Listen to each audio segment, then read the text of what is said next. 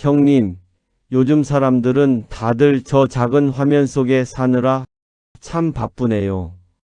고개 숙인 옆 사람의 마음이 어떤지 살펴볼 틈도 없는 것 같아 참 안타깝습니다. 그러게 말일세. 앞만 보고 달리느라 마음의 문을 잠시 닫아둔 것이겠지. 하지만 저들도 사랑을 알아야 되지 않겠는가. 오늘은 소금보다 짠 눈물을 흘렸던 한 아이와 두꺼비 이야기를 가져왔네. 2026년 친구들의 다친 마음을 따뜻하게 녹여줄지도 모르니 말이지. 신선 패드로 같이 보시죠. 쿠르릉, 쾅. 마른 하늘을 찢는 천둥 소리가 들리자마자 칠흑 같은 먹구름이 순식간에 마을을 집어삼켰습니다. 비는 처음엔 후두득 마당의 먼지를 가볍게 일깨우는 듯 하더니 이내 작정한 듯 굵직한 작대기가 되어 쏟아져 내리기 시작했지요. 바우의 아버지는 흙바닥에 주저앉아 멍하니 하늘을 올려다보았습니다. 몇 달을 뙤약볕 아래서 살점이 타들어가는 고통을 견디며 일궈낸 하얀 소금 가마니들 위로 무자비한 빗줄기가 꽂히고 있었습니다. 안 돼, 안 돼. 이게 어떤 소금인데. 빗물에 닿은 소금이 스르르 녹아내렸습니다. 가만히 틈새로 흘러나오는 뽀얀 소금물은 흙탕물과 뒤섞여 하수구로 속절없이 흘러들어갔고 그것은 곧 아버지가 짊어져야 할 시커먼 빚더미의 강물이 되어 마당을 가득 채웠습니다. 마당 한복판은 그야말로 아수라장이었습니다. 아버지는 쏟아지는 빗줄기를 온몸으로 받아내며 흐물거리는 소금 가마니 위로 해진 멍석을 덮고 또 덮었습니다. 안 돼. 제발. 이 소금이 어떤 소금인데. 내 새끼 먹여 살릴 목숨줄인데. 젖은 흙바닥을 기며 가마니를 부여잡을 때마다 빗물과 뒤섞인 짠 소금물이 눈으로 입으로 거침없이 들어왔습니다. 눈이 따가워 앞이 보이지 않아도 아버지는 멈추지 않았습니다. 소금이 녹는 소리는 마치 제 살점이 떨어져 나가는 소리처럼 들려 비명을 지르며 흙탕물을 퍼냈지요. 하지만 하늘은 무심하게도 더 굵은 빗줄기를 퍼부었고 아버지가 내뱉는 거친 숨소리는 몰아치는 풍랑 속에 가냘프게 흩어질 뿐이었습니다. 그 시각 이토록 처절한 마당의 소란과 달리 방 안에는 어머니를 향한 사무치는 그리움만이 등불처럼 가늘게 일렁이고 있었습니다. 빗물이 스며든 눅눅한 방구석에 웅크린 아이가 있었습니다. 10살 된 아들 바우였습니다. 바우는 밖에서 들려오는 아버지의 절규와 소금이 휩쓸려 나가는 소리가 들릴 때마다 제 조그만 심장이 깎여 나가는 듯한 공포를 느꼈습니다. 엄마, 아빠가 울어. 소금이 다 없어진대. 바우는 짧은 팔로 무릎을 꼭 껴안고 고개를 묻었습니다. 아버지가 밖에서 비와 싸우는 동안 바우는 방 안에서 보이지 않는 어둠과 어머니의 빈자리라는 거대한 슬픔과 싸우고 있었던 것입니다. 들이마시는 공기마다 차갑고 눅눅한 절망이 배어 있었지만 아이는 혹여 제 울음소리가 밖에서 고생하는 아버지의 귀에 들어갈까봐 입술을 피가 나도록 깨물며 소리 없는 눈물만을 떨구고 있었습니다. 밤늦게야 젖은 솜덩이처럼 무거운 몸을 이끌고 돌아온 아버지는 문지방 너머에서 잠든 바우의 얼굴을 한참이나 바라보았습니다. 아버지의 몸에서는 비릿한 짠내와 젖은 흙냄새 그리고 삶의 무게에 짓눌린 고단한 땀 냄새가 뒤섞여 진동했습니다. 그는 덜덜 떨리는 손을 뻗어 바우의 볼을 만지려다 제 손에 묻은 차가운 빗물이 아이를 깨울까봐 허공에서 멈칫거렸지요. 거칠게 몰아쉬는 아버지의 숨소리는 젖은 장작이 타는 듯한 소리를 냈습니다. 그에게 이 아이는 단순히 자식이 아니라 저 억수같이 쏟아지는 비구름 너머 유일하게 빛나는 단 하나의 별이었습니다. 소금이 다 녹아 세상이 무너져 내려도 바우의 고른 숨소리만 들을 수 있다면 아버지는 내일 다시 갯벌로 나갈 힘을 얻는 것이지요.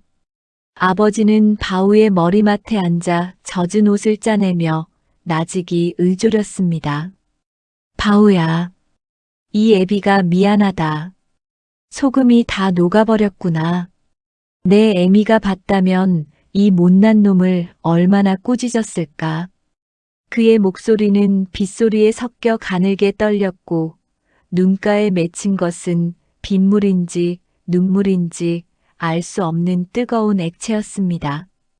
바우는 잠결에도 그 익숙하고 거친 아버지의 숨소리를 알아차리고는 무의식 중에 아버지의 옷자락을 꼭 쥐었습니다.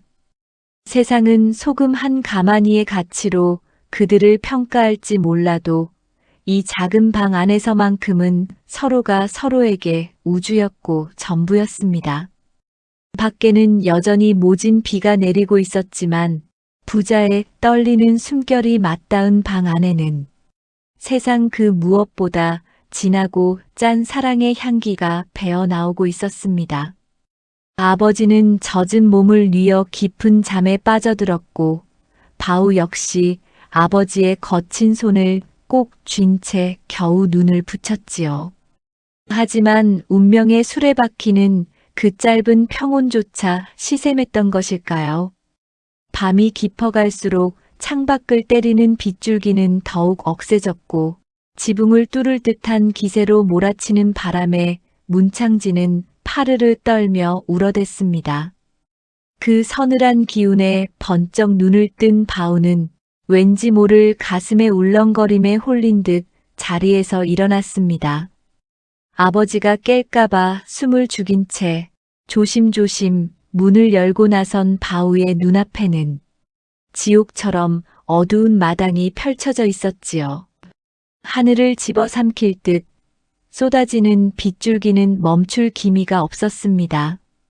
처마 끝에서 떨어지는 낙숫물 소리가 마치 누군가 북을 두드리는 듯 둔탁하게 마당을 때려대던 그 밤 바우는 툇마루 끝에 웅크리고 앉아 어둠 속을 응시하고 있었습니다. 빗속에서 어디선가 굵고 탁한 소리가 들려왔습니다. 그르륵 꺽, 그르륵 꺽. 그것은 일반적인 개구리의 노랫소리가 아니었습니다. 마치 목구멍 깊숙이 가시가 걸린 듯 혹은 창자가 끊어지는 아픔을 참아내는 듯한 기괴하고도 처량한 울음이었지요. 바우는 홀린 듯 마당 구석, 빗물에 튄 흙탕물이 범벅이 된 장독대 옆으로 다가갔습니다. 눅눅한 흙냄새와 비린 물비린내가 코끝을 찔렀고 바우의 버선 끝은 이미 차가운 진흙에 젖어 무겁게 늘어졌습니다. 그곳에는 커다란 어미 두꺼비 한 마리가 비를 맞으며 부동자세로 앉아 있었습니다. 어미 두꺼비의 곁에는 빗물에 휩쓸려 뒤집힌 채 미동도 하지 않는 작은 새끼 한 마리가 놓여 있었습니다. 이미 숨이 멎은 듯 하얀 배를 드러낸 새끼는 차가운 흙탕물 속에서 둥둥 떠밀려 가고 있었지요. 더욱 바우의 가슴을 미어지게 한 것은 어미의 등이었습니다. 어미 두꺼비는 살아남은 단 한 마리의 새끼를 제 울퉁불퉁하고 거친 등에 꼭 업은 채 죽은 새끼 곁을 떠나지 못하고 울고 있었던 것입니다. 빗방울이 어미의 눈가에 맺혀 흐를 때마다 그것이 마치 짐승의 눈물처럼 보였습니다. 어미의 목덜미가 가늘게 떨릴 때마다 새어나오는 그 처절한 숨소리는 바우가 밤마다 이불 속에서 죽은 어머니를 그리워하며 내뱉던 신음과 너무도 닮아 있었습니다. 차가운 빗물이 눈으로 흘러들어 시야가 흐릿해졌지만 소매로 눈을 닦아내며 조심스레 무릎을 꿇었습니다. 지늘기 무릎팍을 적시고 살갗을 파고들었으나 바우는 떨리는 고사리 손을 뻗어 차갑게 식어버린 작은 새끼 두꺼비를 조심스럽게 감싸 안았습니다. 손바닥에 닿는 새끼의 감촉은 얼음처럼 차가웠고 그 온기 없는 생명력이 바우의 심장을 아리게 찔러왔습니다. 우지 마라. 내가 따뜻한 곳에 뉘어줄게. 우리 엄마 곁에 있으면 외롭지 않을 거야. 바우의 목소리는 빗소리에 묻혀 가늘게 떨렸습니다. 바우는 손톱 밑에 흙이 박히는 줄도 모르고 축축한 땅을 파내기 시작했습니다. 서걱, 서걱. 흙을 파내는 소리가 들릴 때마다 바우의 거친 숨소리가 빗속으로 흩어졌습니다. 마침내 작은 구덩이가 만들어지자 바우는 제품의 온기를 조금이라도 나누어 주려는 듯 새끼를 잠시 꼭 쥐었다가 정성스레 내려놓았습니다. 바우는 주변에서 가장 매끄럽고 단단한 돌멩이 하나를 골라 그 위에 얹어주었습니다. 여기가 이제 내 집이야. 저기 산 너머 우리 엄마가 있는 곳이랑 가까워. 길 잃지 말고 잘 찾아가야 해. 알았지? 바우가 돌을 꾹 누르는 순간 어미 두꺼비는 울음을 멈추고 잠시 바우를 올려다보았습니다. 두꺼비의 공허한 눈동자에 바우의 애처로운 얼굴이 맺혔고 어미는 등에 업힌 남은 새끼를 고쳐 업으며 천천히 어둠 속으로 몸을 숨겼습니다. 빗줄기는 여전히 거셌지만 바우의 작은 무덤 위에는 소년의 뜨거운 눈물 한 방울이 떨어져 빗물보다 먼저 흙 속으로 스며들고 있었습니다. 자식을 잃은 어미의 슬픔과 엄마를 잃은 아이의 그리움이 그 작은 돌무덤 앞에서 하나가 되어 머물고 있었던 것입니다. 그날 아침 아버지는 유난히도 바우의 머리를 오랫동안 쓰다듬으셨습니다. 맑게 갠 하늘 아래 하얀 소금 가마니를 잔뜩 실은 지게가 아버지의 어깨를 짓눌렀지만 장터에서 사올 눈깔 사탕 생각에 바우의 마음은 마냥 들떠 있었지요. 하지만 운명의 신은 언제나 가혹한 법입니다. 낮 동안 황금빛 햇살을 쏟아내던 하늘이 해가 지평선 아래로 꼬리를 감추자마자 무섭게 돌변하기 시작했습니다. 산등성이 너머에서부터 시커먼 먹구름이 마치 굶주린 괴수의 입처럼 밀려오더니 순식간에 은하수를 집어삼켰습니다. 비릿한 흙내음이 섞인 바람이 대지를 훑고 지나갔고 나뭇잎들은 다가올 재앙을 예감한 듯 파르르 떨며 서걱거리는 소리를 냈습니다. 안 돼. 비가 오면 안 되는데? 우리 아버지 아직 산 아래 계실 텐데. 바우는 툇마루 끝에 매달려 어둠이 짙게 깔린 산길 쪽을 바라보았습니다. 그의 눈동자는 공포로 잘게 흔들리고 있었고 작은 가슴팍은 금방이라도 터질 듯 심하게 요동치기 시작했습니다. 거친 심장 소리가 귓가에 울릴 때마다 바우의 손톱은 하얗게 질리도록 나무 기둥을 파고들었습니다. 소금의 비명과 짙어지는 공포의 냄새, 이윽고 하늘에선 번뜩이는 번개 줄기가 허공을 가르며 천둥 소리를 몰고 왔습니다. 쿠르릉, 쾅, 땅이 울릴 정도의 굉음에 바오는 귀를 막으며 몸을 웅크렸습니다. 빗방울이 하나둘 떨어지기 시작하자 바오의 코끝에는 벌써부터 녹아내리는 소금의 짠내와 젖은 가마니의 큼큼한 냄새가 환청처럼 감돌았습니다. 소금이 녹으면 아버지는 평생 갚지 못할 빚더미에 앉게 될 것이고 무엇보다 장터와 마을 사이를 가로지르는 거친 강물이 불어나면 아버지가 목숨을 잃을지도 모른다는 생각에 바우의 숨소리는 거칠고 다급해졌습니다. 바우의 입술은 파랗게 질려 있었고 들이마시는 공기마다 차가운 빗물이 섞여 폐부를 찌르는 듯 했습니다. 강물의 포효와 절망의 숨결. 저 멀리 골짜기에서부터 강물이 불어나 날카롭게 포효하는 소리가 들려오는 듯 했습니다. 평소엔 온순하던 강물이 비만 오면 집과 가축을 집어삼키는 검은 용으로 변한다는 어른들의 말이 떠올라 바우의 등줄기에는 식은땀이 비오듯 흘러내렸습니다. 비바람의 문구멍 사이로 스며드는 한기는 바우의 온몸을 덜덜 떨게 만들었습니다. 어머니를 앗아갔던 그 지독한 곶불의 냄새, 죽음의 냄새가 다시금 아버지를 향해 뻗쳐가는 것만 같아 절망적인 숨을 내뱉었습니다. 저 어두운 산길 어딘가에서 소금지게를 짊어지고 빗속을 헤매고 있을 아버지의 고단한 숨소리가 들리는 것만 같아 바오는 가슴을 쥐어짜며 텅 빈 마당만을 응시했습니다. 그때였습니다. 칠흑 같은 어둠 속 아버지가 오셔야 할 산길 한복판에서 기이한 불빛 하나가 번뜩였습니다. 그것은 등불도 아니요, 번개도 아니었습니다. 수만 마리의 무언가가 일제히 몸을 비틀며 내뿜는 은은하고 푸르스름한 안개 같은 빛이었지요. 바오는 눈을 비비고 다시 그곳을 보았습니다. 칙칙. 빗물이 불꽃에 닿는 소리 대신 수만 마리의 짐승이 떼를 지어 움직이는 기묘한 마찰음이 바람결에 실려오기 시작했습니다.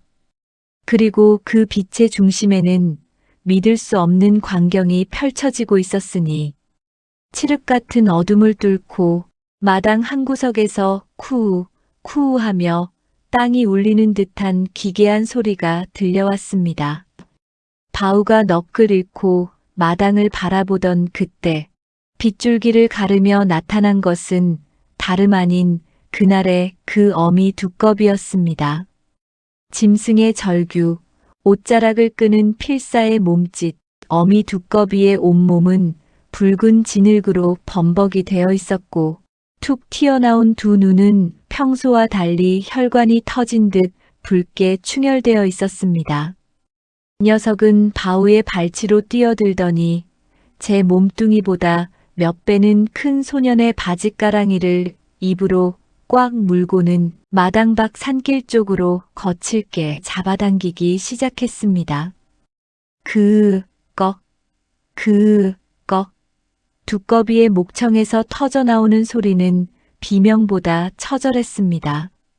녀석이 숨을 몰아쉴 때마다 끈적한 점액질과 빗물이 뒤섞여 바우의 발목을 적셨고 바우는 순간 등줄기를 타고 흐르는 서늘한 전율에 정신이 번쩍 들었습니다.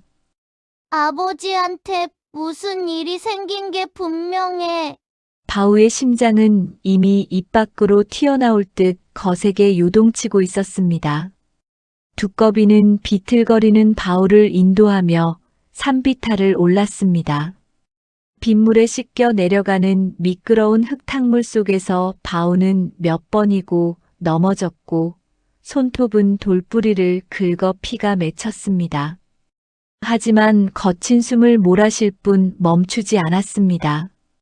마침내 아버지가 건너야 할 강목이 내려다 보이는 높은 언덕 끝에 다다랐을 때 저 멀리 강가에서 소금지게를 짊어지고 위태롭게 물가로 다가가는 아버지의 실루엣이 보였습니다. 안 돼. 아버지, 오지 마세요. 건너면 안 돼요.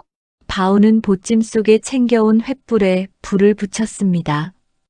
비바람이 사정없이 불꽃을 핥히었지만 소년의 간절한 염원이 닿았는지 불꽃은 화르륵 소리를 내며 밤 공기를 찢고 붉은 빛을 내었습니다. 바오는 횃불을 머리 위로 미친 듯이 휘둘렀습니다.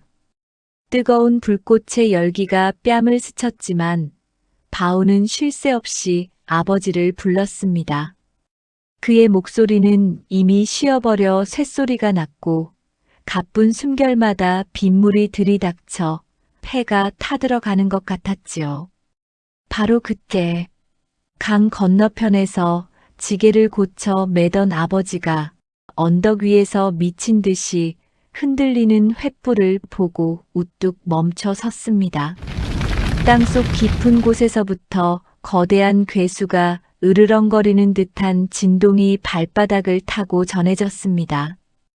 뒤이어 화르릉 하는 천둥보다 수만 배는 더 큰 굉음과 함께 산등성이의 거대한 바위와 흙더미가 폭포수처럼 쏟아져 내렸습니다. 아버지가 불과 몇 걸음 전까지만 해도 딛고 서려 했던 그 강줄기가 순식간에 시커먼 흙탕물과 거대한 나무 뿌리들에 집어삼켜졌습니다. 강물은 무서운 기세로 불어나 포효했고 그 기세가 어찌나 등등한지 주변의 공기마저 서늘한 압력으로 눌러버렸습니다. 아버지는 털썩 주저앉아 멍하니 그 광경을 바라보았습니다. 조금만 더 늦었더라면, 아니, 횃불이 없었더라면, 아버지는 형체도 없이 그 검은 심연 속으로 사라졌을 터였습니다. 비가 조금씩 잦아들 무렵 언덕 아래로 달려내려간 바오는 아버지의 품에 얼굴을 묻었습니다. 아버지의 몸에서는 짠 소금기 대신 지독한 공포에서 살아남은 자의 뜨거운 땀 냄새와 축축한 빗물 냄새가 났습니다. 아이고, 바오야. 내 새끼. 아버지는 떨리는 손으로 바오를 으스러지도록 껴안았습니다. 두 사람의 거친 숨소리가 빗소리에 섞여 하나로 어우러졌고 그들의 가슴팍이 맞닿은 곳에서 뜨거운 심장 박동이 서로에게 삶의 확인을 건네고 있었지요. 저만치 떨어진 숲풀 속에서 어미 두꺼비는 그 광경을 묵묵히 지켜보다가 이내 소리 없이 어둠 속으로 사라졌습니다. 죽은 새끼를 묻어주었던 소년의 따뜻한 고사리 손을 기억하며 녀석은 제 등에 업은 남은 새끼와 함께 은혜를 갚은 긴 숨을 내뱉었을지도 모를 일입니다. 바오는 흙탕물이 튄 통통한 볼 위로 쉼없이 흐르는 눈물을 소매 끝으로 벅벅 닦아내었습니다. 하지만 닦아내면 낼수록 어머니를 향한 그리움은 봇물 터지듯 밀려와 아이의 작은 가슴을 사정없이 두드려댔지요. 헉, 헉. 딸꾹질이 섞인 바우의 거친 숨소리가 적막한 마당에 애처롭게 울려 퍼졌습니다. 바우는 고개를 떨군 채 제 발치에서 묵묵히 자리를 지키고 있는 두꺼비를 향해 조심스레 손을 뻗었습니다. 녀석의 울퉁불퉁한 등 위로 빗방울이 튈 때마다 바우의 목소리는 빗물에 젖은 종이처럼 가늘게 찢어지며 흘러나왔습니다. 이거 신령님이 하신 거 아니지? 두꺼비야, 너 우리 엄마가 보내서 온 거지? 비 오면 우리 아빠 다칠까 봐. 엄마가 하늘나라에서 너한테 꼭 부탁해서 온 거지, 그치? 바우의 문장이 채 맺어지기도 전에 뜨거운 울음소리에 파묻혔습니다. 아이의 콧날은 빨개졌고 몰아쉬는 숨결마다 짠 눈물 맛이 배어 있었습니다. 바우는 웅크리고 앉아 제 작은 손으로 가슴팍을 꾹 눌렀습니다. 엄마, 엄마, 보고 싶어. 아빠 살려줘서 고마워. 엄마가 맨날 내 옆에 있는 거. 이제 다 알아. 나 안 무서울 거야. 엄마가 저 두꺼비 눈으로 보고 있는 거 다 아니까. 그것은 10살 배기 아이가 세상에 내뱉는 가장 슬픈 감사이자 가장 순수한 고백이었습니다. 이제 바운의 집 마당은 예전에 그 삭막하던 흙바닥이 아니었습니다. 비가 오기 몇 시간 전 하늘에 솜사탕 같은 구름이 떠 있을 때면 마당 구석 장독대 근처에서 어김없이 쿠우, 쿠우 하는 맑고 깊은 울림이 들려왔지요. 그것은 예전의 그 처절한 비명이 아니었습니다. 마치 소중한 보물을 지키는 수호신이 나직이 읊조리는 자장가처럼 듣는 이의 마음을 편안하게 가라앉히는 신비로운 소리였지요. 마을 사람들은 그 소리가 들리면 아하, 바운의 신령님이 입을 여셨구나 하며 서둘러 빨래를 걷고 소 외양간을 단속하곤 했습니다. 아버지는 더 이상 비에 젖은 소금 가마니를 보며 피눈물을 흘리지 않았습니다. 두꺼비의 예보를 듣고 미리 소금을 단단히 갈무리하거나 험한 길을 피했기에 그의 소금은 언제나 희다 못해 눈부신 빛을 내뿜었지요. 바운의 곳간에서는 이제 눅눅한 곰팡이 냄새 대신 햇볕에 잘 말린 소금의 알싸하고 깨끗한 향기가 가득했습니다. 아버지는 마을에서 가장 큰 소금 상인이 되었지만 거칠고 마디 굵은 손만큼은 변하지 않았습니다. 그 손으로 사온 눈깔 사탕을 바우의 입에 넣어줄 때면 아버지의 몸에서는 여전히 정직한 땀 냄새와 소금기가 섞인 든든한 아버지의 냄새가 났습니다. 동네 사람들은 바운의 집을 향해 손가락을 치켜세우며 저 집 두꺼비는 필시 하늘에서 내려온 신령님이다. 바우가 전생에 나라를 구해서 요술 두꺼비를 얻었다라고 떠들어댔습니다. 하지만 바우는 마당 구석에 조용히 엎드린 두꺼비를 바라보며 나직이 미소 지을 뿐이었지요. 그것은 신비로운 요술이 아니라 죽은 새끼를 가슴에 묻었던 어미의 처절한 마음과 그 슬픔을 제1처럼 여겨 따뜻한 손길을 건넸던 한 아이의 진심이 맞닿아 일어난 기적임을 말입니다. 저 멀리서 아버지가 부르는 목소리가 들려오자 바우는 엄마의 온기를 가슴에 품은 채 환하게 웃으며 고개를 들었습니다. 부자의 웃음소리가 담장 너머로 번져가고 두꺼비의 울음소리가 마을의 평화를 지키는 그곳에 부모라는 이름의 기적은 오늘도 하얗게 꽃피고 있었습니다. 사랑은 되돌아오는 법이라더니 그 고사리 손으로 건넨 온기가 결국 아버지를 살리는 큰 기적으로 돌아왔네요. 허허, 모름지기 사랑이란 건 크기가 아니라 깊이인 법이지. 우리 친구들도 곁에 있는 생명들의 목소리에 잠시 귀를 기울여 봤으면 좋겠구먼. 신선 패드, 여기서 종료합니다.